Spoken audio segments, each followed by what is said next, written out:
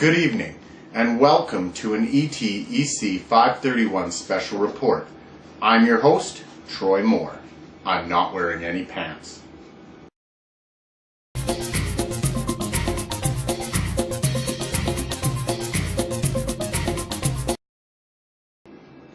Tell me, who wants to live forever? Who wants to end degenerative disease? Who wants readily available organs? This may sound like science fiction, but let me assure you it is not. The science community believes not only are these scenarios possible, but they may be closer than we think. But let me assure you it is not all rainbows and unicorns.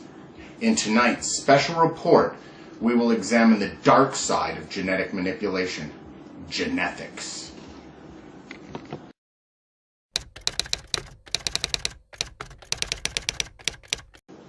There are few more controversial topics than genetic engineering. As lifespans grow, people in science look for ways to slow the aging process and to prevent life-threatening diseases. One way to do so is the manipulation of an organism's genome, better known as genetic engineering, a term coined by James Nagle in 1971. His next term, genethics, or the ethical conundrum which surrounds genetic alteration. How much are you willing to pay? We're joined in studio by world-renowned doctor and Nobel Prize candidate, Dr. Innes Gunn. Welcome, doctor, and thank you for being with us tonight. No, thank you. Tell me, doctor, what are some of the problems associated with genetic engineering? Well, first you need to realize what genetic engineering is the manipulation of an organism's genome using biotechnology. New DNA can be inserted into the gene, or genes can be taken out. You can use gene targeting, which takes genes in and out, or causes genetic mutation. We've been using GMOs, or genetically modified organisms, such as insulin-producing bacteria since 1982. We've been using genetically modified food since 1994. That sounds fascinating, Dr. Gunn, but what about the controversy surrounding genetic engineering? There are two basic ideologies underlying gene therapy, euphenics and eugenics. Eugenics is the idea to ameliorate genetic composition, much like breeding. So what are some of the problems? Eugenics has a long and dark history, as many believe genetics were the problem with a weakened gene pool. Countries then forced things like birth control, abortion, sterilization, racial segregation, even genocide.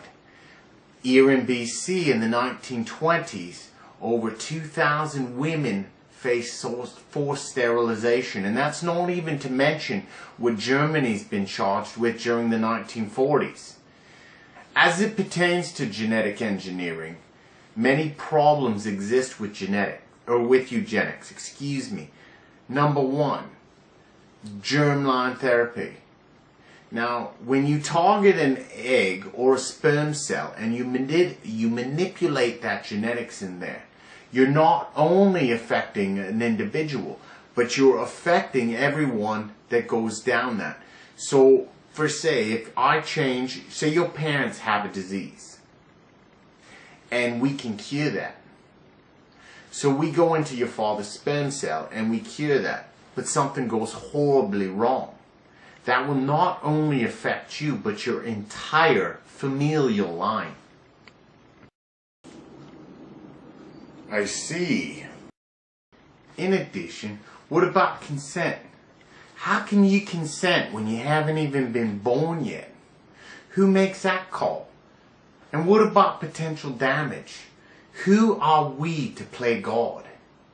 In addition, what if, as Murphy and Potts point out in their book, What if we create a self-replicating virus? Then what? Well, what about euphenic gene therapy? Well, euphenics treat individuals with specific diseases. But let me tell you, it is not without controversy. How so, doctor?